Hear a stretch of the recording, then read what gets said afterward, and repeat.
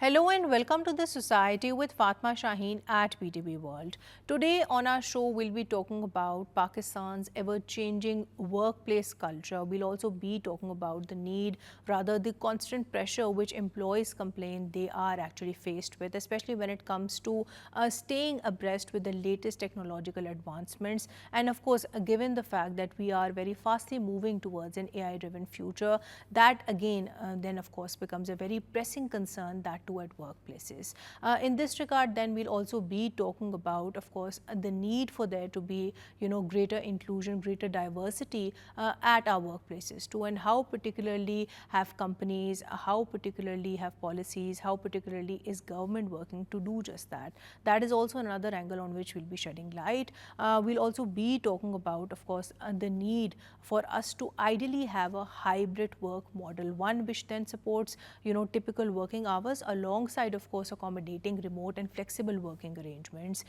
Overall, we have seen that, generally, world over, there has been this growing trend of people actively resorting to remote and flexible work arrangements post the COVID-19 pandemic. But in our Pakistani context, how easy or difficult is it to do just that? That is also another angle on which we'll be shedding light. Moving on, we'll also be talking about the role of Pakistani media, mass media particularly, when it comes to doing away with so many issues which actually people do face in their workplace, be it issues related to discrimination, be it issues related to women harassment, or for that matter even largely so speaking about toxic work culture, because toxic work culture, as we all understand, has that capacity to erode even the strongest of minds. How can media then of course focus upon mass awareness campaigns, the focus of which should be to make employees not only productivity but equally their mental well-being a priority too.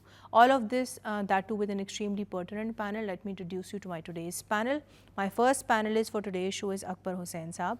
He is the Director of Marketing and Business Development at PSTF. Assalamu alaikum ji and welcome to the show. Thank you for joining us. Thank you for having me again. Alongside him, I have Ms. Zainab Khalid. She's a clinical psychologist. Assalamu alaikum ji and welcome to the show. Thank you. Thank you for joining us. Via telephone line, we'll be joined by Ms. Sana Ali. She's a journalist, she's a publicist, and she's also an analyst. Assalamu alaikum ji and welcome to the show. And via telephone line, we'll also be joined by Asad Beg Saab, who is a media strategist. He's a journalist and he's also the executive director and founder of Media Matters for Democracy. Assalamu alaikum ji and welcome to the show. Now, before we start the discussion on today's topic, let's have a look at this brief report. A positive work culture plays a crucial role in supporting employees' mental health. Organizations that prioritize mental well-being are finding success in reducing workplace stress and burnout. Effective strategies like promoting work-life balance and offering mental health resources are helping create healthier environments for employees to thrive. Open communication is another vital tool. Encouraging conversations around mental health not only breaks the stigma but also fosters trust and understanding. Leadership plays a key role in this by creating a supportive atmosphere where employees feel heard and valued. Cultural differences also offer valuable insights. Different jurisdictions are finding unique ways to manage work dynamics, showing that adaptable approaches can lead to better mental health outcomes for employees worldwide. With these positive shifts, workplaces are becoming more supportive, empowering employees to excel both professionally and personally. Welcome back from the break. Now, to get the conversation started with you, Akbar Saab, when we do talk about the changing work dynamics, I think the first thing which we must of course dissect is the fact that we have to make sure that the workforce of today is very prepared as per the prevailing current market needs. So I do understand that PSDF has been very diligently working so as to overall improve the skill development of Pakistani youth. But in the course of doing just that, how do you then address this particular concern?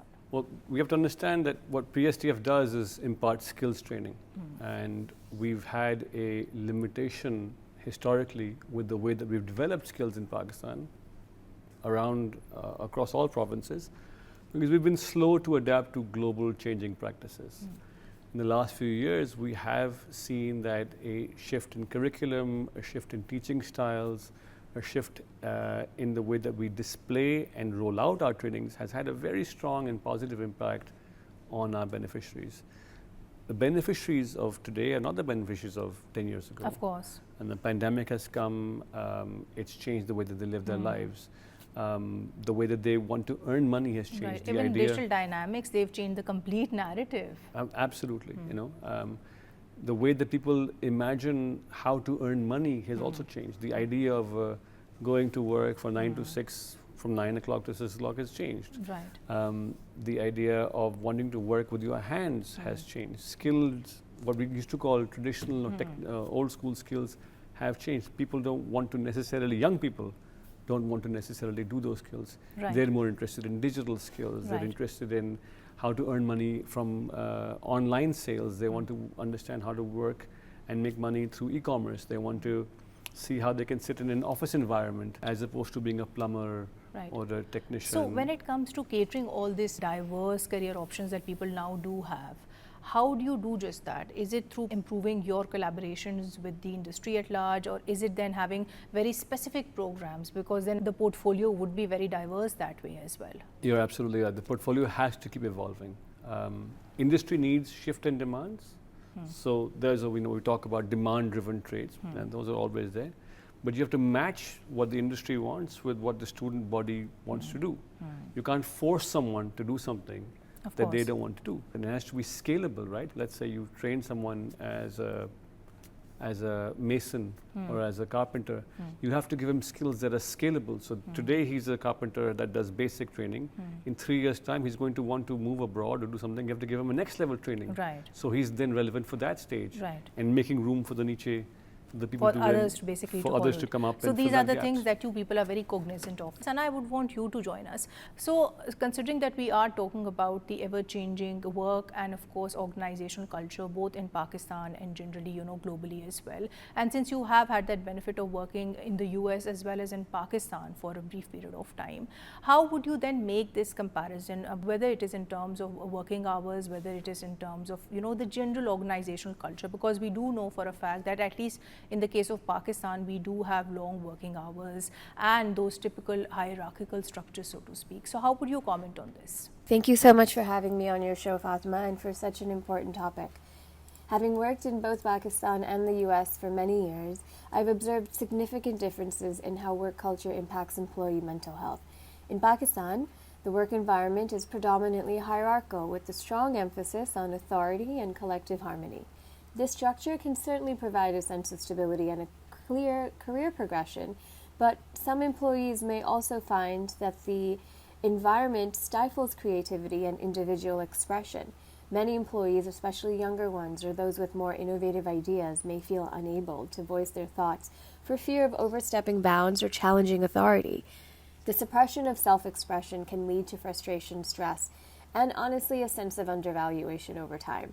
In contrast, the work culture in the USA, particularly in dynamic industries like PR and marketing, places a strong emphasis on innovation, individual achievement, and constant productivity.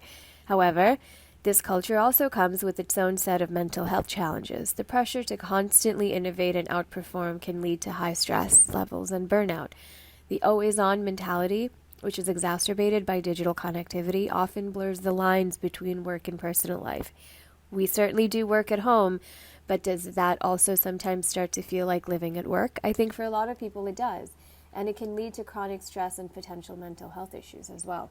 Which I would want you to add to, because when you construe this in, of course, a psychological viewpoint, we do understand that this has two sides of the argument. At one end, we do understand that psychologically, perhaps having more remote, more flexible arrangements would, ideally speaking, help you perhaps have that better work-life balance. But on the converse then, like something which you just mentioned right now, we also understand that might blur that line between your personal life and professional life. So as a psychologist yourself, how would you view this? So when we talk about remote working in a corporate culture, in Pakistan especially, the corporate culture is not well equipped and it's very new for them.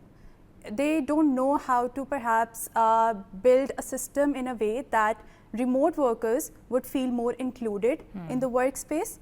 There are some people who are coming into the office, and there are some people who are working remotely. Now in that kind of culture, people who are coming in for work at the office would be considered that they're working more than the ones who are remotely working, because Right. you can't see them working, right, Right. all the time. You will see them in the meetings, in online interactions, but not all the time. So would you then propose that when it comes to catering to this issue, it's important to have a hybrid work model, so to speak, one which focuses on an ideal combination of both, have people in the office, but at the same time give them that space when they can't commute to work? Yes, so according to the recent research data also, hybrid culture is actually much more preferred than completely remote work, especially in Pakistan. As I said, that you can't see them work, right? So then the managers might think that they are not really putting in the hours, they're not really being more competent at work. So that creates a problem for the remote workers themselves.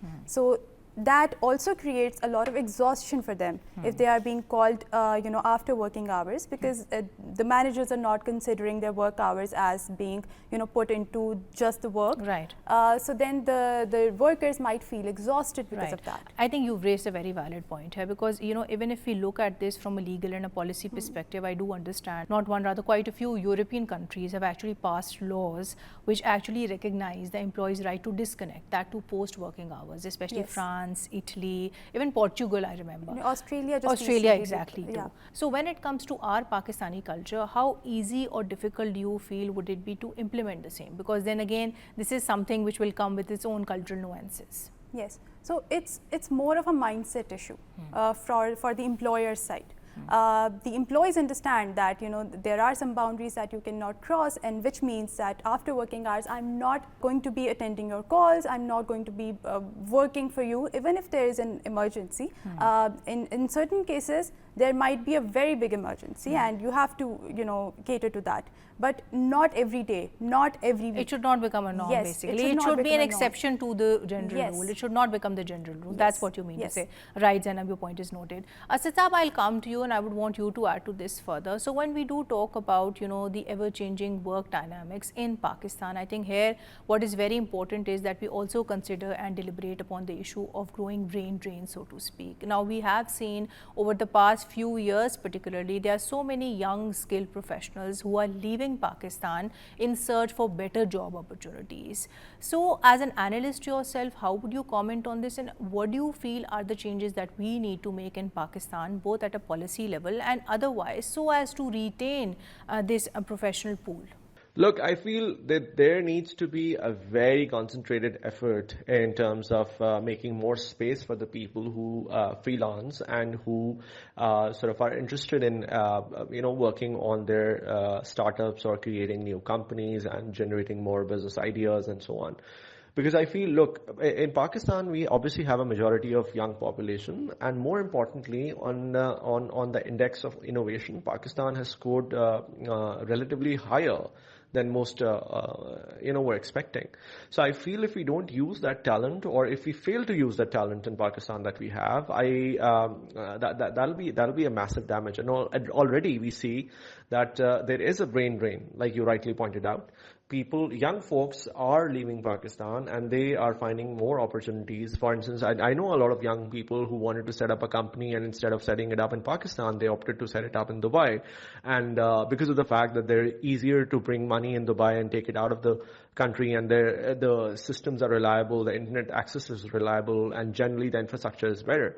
So we are essentially as a country in competition with all of these open ports, and I feel that this needs to be tackled head on in terms of policy making.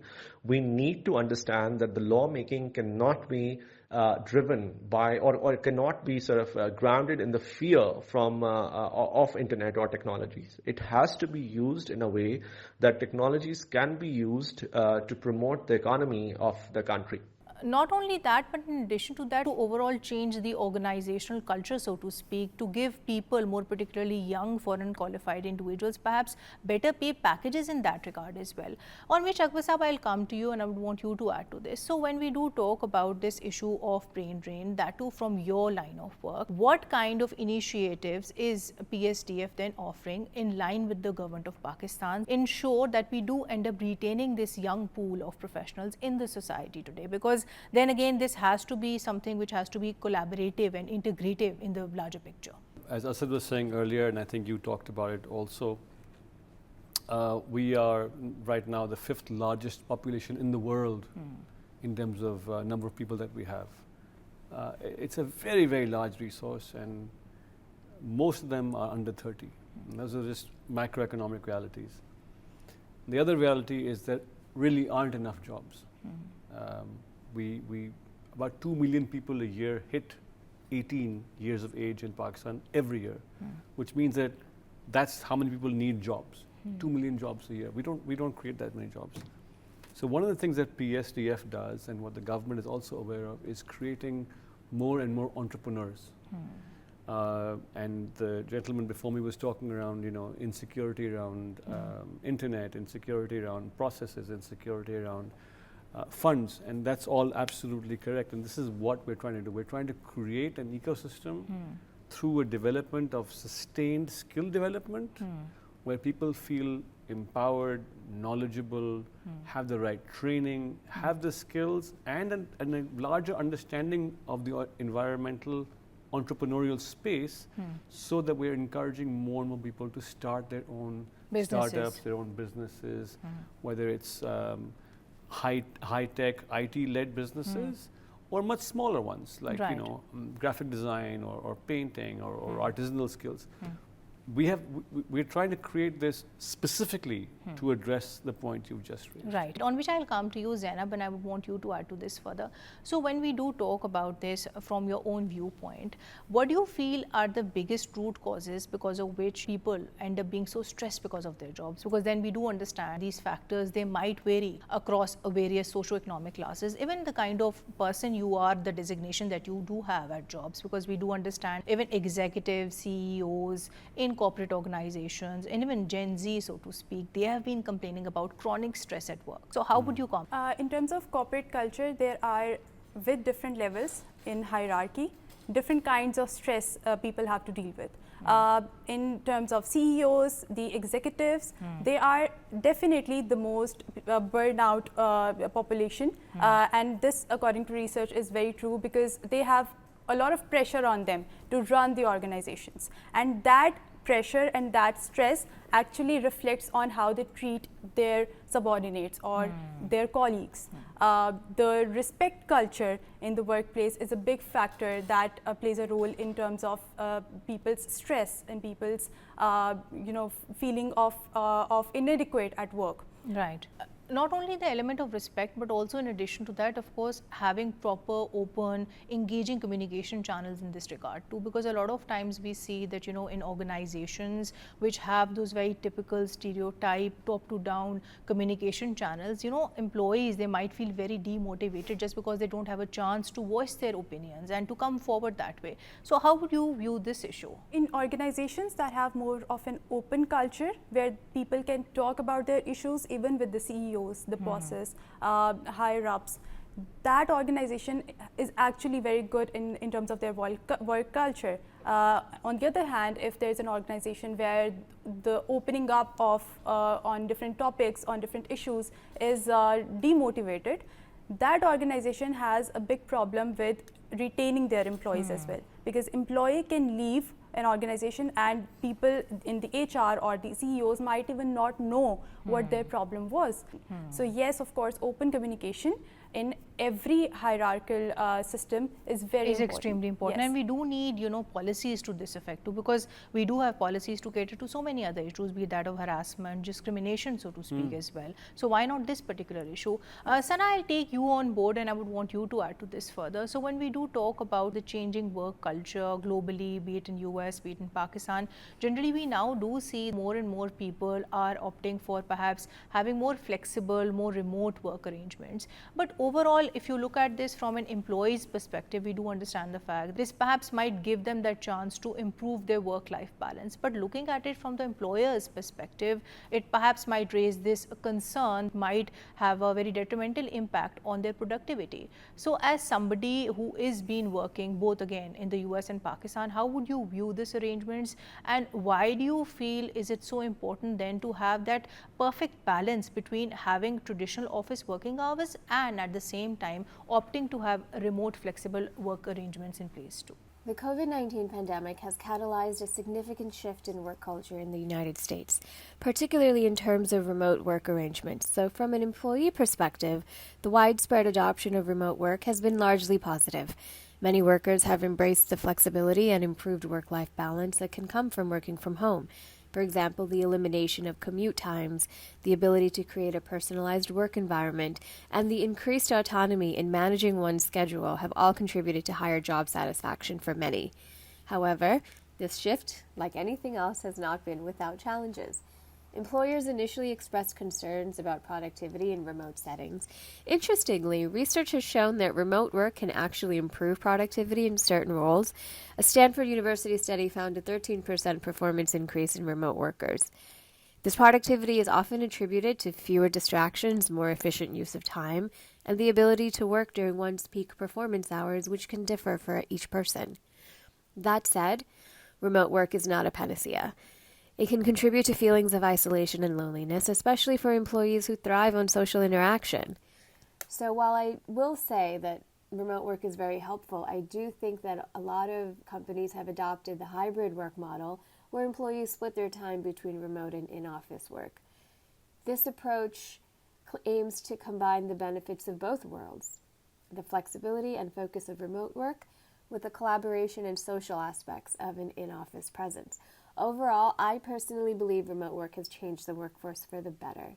However, it requires thoughtful management to avoid negative consequences.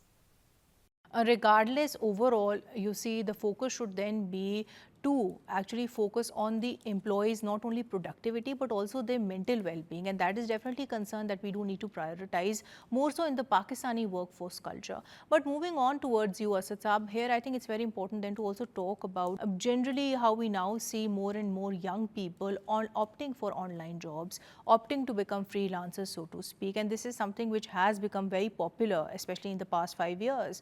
So when it comes to addressing the concerns which might then be raised with such jobs, because a lot of times we understand that these jobs might not be stable, there's no online structure in place so as to advance career development in these sectors.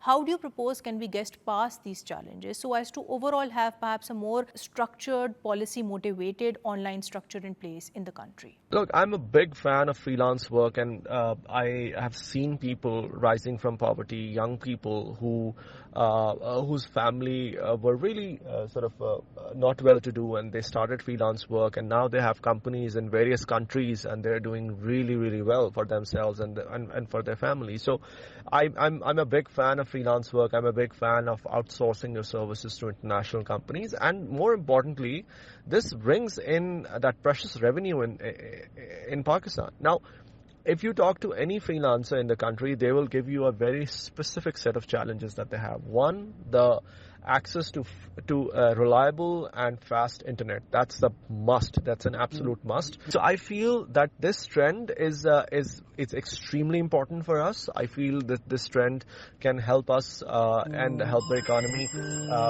get that precious foreign revenue that we need at this point. We should aim to have greater community support in this regard too, on which I'll come to you, and I would want you to add to this. So taking on from where he left, we do understand more and more online jobs, they are becoming the new rage in Pakistan. Then of course people are very actively and proactively resorting to becoming freelancers too.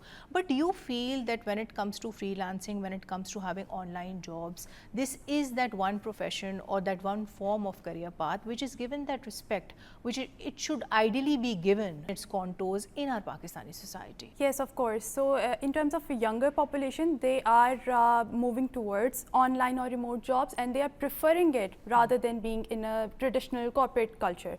Why? Because they need to be respected in the work that they do. They need to be trusted in the work that they do. And that sense of independence that a remote job or a freelance work gives them is very important to them. But in the community level or in the societal level, there needs to be a mindset shift in terms of respecting these kind of jobs. And valuing such jobs as well. And understanding them. Right, because we have seen media narratives, just this very recent drama I was watching where one of the main characters, he was actually doing an online job, he was a freelancer as well. And the kind of attitudes which then surrounded and actually demeaned his work, I think that needs to change, because a lot of times we see that the media is very important when it comes to changing the conversation around so many issues. Akbar Sahab, I would want you to add to this. So when we do talk about the need for there to be perhaps greater inclusion in the workforce, more particularly from the viewpoint of women, more particularly from the viewpoint of PWDs, that is persons with different abilities, the trans community, because I do understand that PSDF has also been working very diligently with that. How particularly do you then design programs which are looking after the peculiar needs of these marginalized sectors? That's a great question. I think when we talk about skills and development of skills, we have to understand that population is not homogeneous. We are sitting, as I said, in the 5th largest population in the world, but it has many, many segments. And we tend to focus on only the mainstream. One of the things that PSDF does very well is that we pick up and talk to and around lots of groups that tend to go unnoticed. These are people with disabilities, as you said. We have run a number of programs in trades with special vocational centers that focus on developing trades and the ability for these people to be completely self-reliant and have their own income generation spaces. We work extensively with women. When we started in 2010, our mandate was to work with 40% women. I can very proudly say that PSDF in the last 14 years has graduated 48% women. So we've gone beyond. We've gone beyond the mandate. Absolutely. But sir, when it comes to doing away with the socio-cultural stigma which might surround job and job offers, especially for the minorities in the Pakistani society, a lot of times we see job advertisements, they might be kind of discriminatory in the way that they do advertise the job.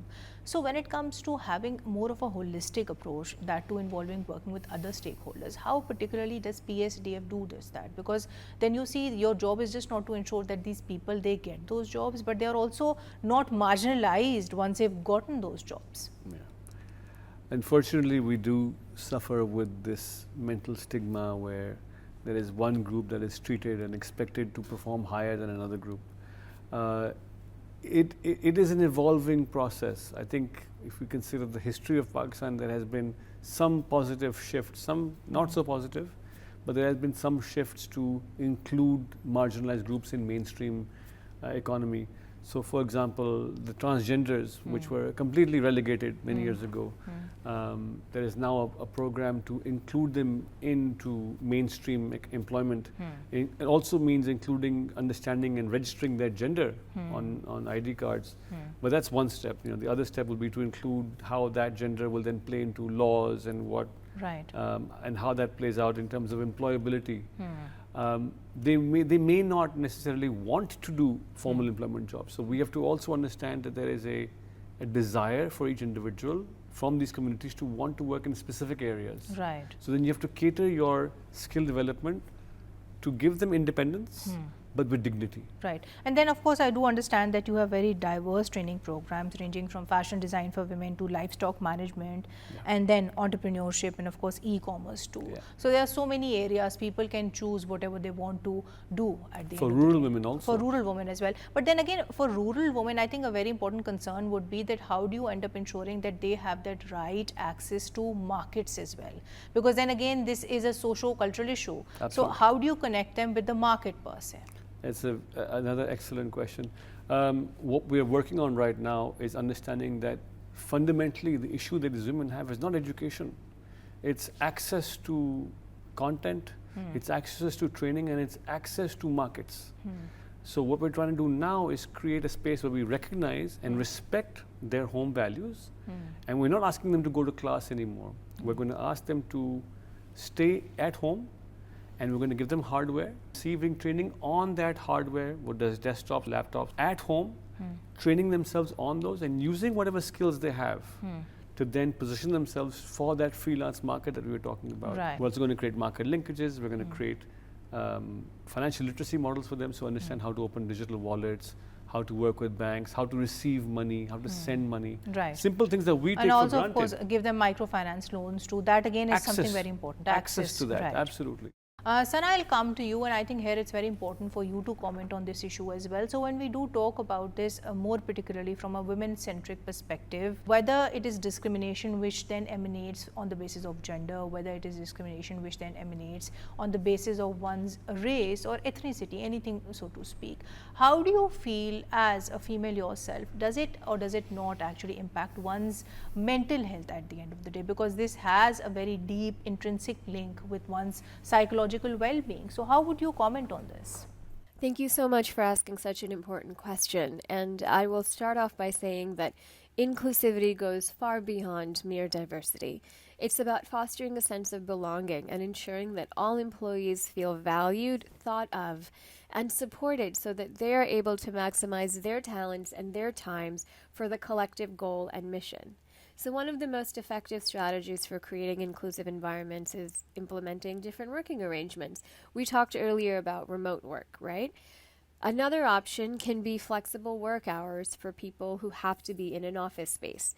So that kind of flexibility can be particularly beneficial for parents in the United States. Considering the exorbitant cost of childcare, they might appreciate the ability to adjust their work hours around their children's schedules. It is really not that different in Pakistan, where most people live in multi-generational households. And so being able to adjust your work around your family's needs and schedules reduces stress and improves overall well-being. Another option I would recommend is mentorship programs. It's a really powerful tool for promoting inclusivity. Pairing employees from diverse backgrounds with senior leadership can provide guidance, support, and opportunities that might otherwise be lacking. Also, it is really an opportunity for knowledge sharing. I know that I have learned so much about different issues because of the friends in my life who have been a window into those worlds. And so I think that these mentorship programs can be particularly impactful for women and minorities in industries where they are underrepresented. And it can help break down barriers and foster career development as well. Right, Sana, your point is noted, on which I'll come to you, Zainab, and I would want you to add to this. So when we do talk about this from your own psychologist perspective, how common are such mentorship programs, the aim of which is perhaps also to, elevate people's mental health at work? Because we do understand that as it is, the conversation around mental health, that too at workplaces, that is stigmatized. And even in the event that people are able to talk about such things, there is a lot of stigma attached to it. So how do you propose can we get past this issue? Can we do it in forms of perhaps having more awareness sessions? Can we do it perhaps by having better communication channels? Or do you feel that we need perhaps more robust policies in this regard? So in terms of corporate culture, the mentorship programs are not in place as such in a structural way. They are on a personal level. A manager might want to mentor an employee or a subordinate, but this is not very structured. This doesn't come from a company's policy. It's just a way that if you want to mentor somebody, you do. If you want somebody to mentor you, you ask them. But especially for women and for minorities, I feel it's a big problem because usually the people who are working in higher positions are men. So how do you then navigate how you can build a relationship with them? Right. In a Pakistani cultural context, it becomes a very big problem, and it can become a problem for a woman. Right. So also not only in terms of accessing mental health care, but also being able to afford it. Now, Yes. what about somebody who can't afford getting mental health care? And in the event that you do, would your company or your organization be able to reimburse you for the same? But quoting the statistics of National Ministry Health Services, which states that 80 million Pakistanis are facing mental health challenges due to economic instability. How do you as a psychologist propose can we then work in line with the government so as to propose solutions to the same? Because then we again understand that there has to be a collaborative effort in this regard. in terms of mental health care, government has some policies and some programs in place. Like there is a program called Sehat Tahaffuz app where you can get free mental health care. Now these programs are existent, but are people aware of these programs is a big question. Do people feel stigmatized if they want to reach out to a mental health professional?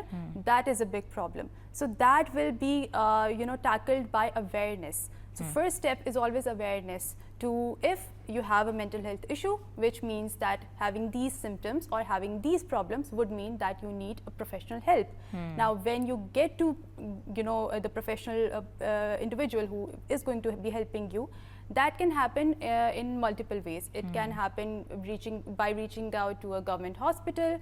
Every government hospital have psychologists in place to help you, but people don't know about it. On which I'll come to you, Asad Saab, and I would want you to add to this further. I think it's very important then to also talk about this in the context of AI and of course the technological advancements that we do see in the Pakistani society in this regard too.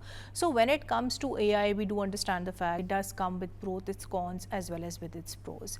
If you were to then evaluate, how do you feel has AI impacted Pakistan's workforce and workforce culture, so to speak? And not only that, when it comes to upskilling oneself so as to stay abreast with the latest developments with regards to technology, how particularly do you feel can organizations actually encourage employees to do so? I think it's a very important question. So essentially you're talking about the fourth industrial revolution, and we have seen that there has been fallouts in terms of losses in jobs, obviously, in other more developed countries, and obviously the same is going to happen in Pakistan. Already we see this happening in Pakistan with automation and so on. The governments don't do the startups. The governments don't fund the startups. They provide the infrastructures. They provide the supporting sort of systems. So, like I said, the governments don't have to do the startups themselves. They don't have to sort of take all of this burden by themselves. They only have to provide the basic necessary infrastructure. And obviously, with that goes the education and the awareness and the supporting structures. And I feel we have a massive bulge of youth in this country, which is really talented. They are innovative. And we can make a substantial difference in the coming years if we do it right, if we play it right. Right, Asad Saab, on which I'll come to you and I would want you to add to this further. So overall, concluding today's show, my last question to you would be, we have generally spoken about the need for there to be more improved skill development. But when it comes to tackling the soft skills, a lot of times we see these skills might be those skills which are perhaps not given as much importance as they deserve. For example, the importance of grooming at one's workplace, and then of course the importance of having the right interpersonal skills. So how is your organization actually catering to these concerns then, because they need to be equally catered to as well? Absolutely right. They do need to be catered to. And PSTF, as an example, takes a very serious look at not just hardcore curriculum, but how we're developing the human at a complete stage. So we incorporate soft skills. We're going to start incorporating language into our portfolios. We're going to start looking at how we can take one end of the product and convert it to something that is not just employable and is desired by the local industry. This person needs to be good enough to be desired and wanted for international placement also. And one of the things that comes back to us as feedback is, well, we would rather have Filipinos or Thai people, more people from Sri Lanka, because they're groomed better, they understand hygiene better, they have better language skills. So there's a huge potential that the Pakistani workforce we're now gearing towards that can only happen once we do all of this. But those jobs for those places exist now. Childminders, for example. People who want to work in hospitality. When you go to a restaurant, you are served by somebody, you want them to be looking nice, smelling nice, because it's creating that whole environment and experience that you as a consumer want. And we are very much so working on that, and the current government is also very cognizant of this. We meet with them regularly.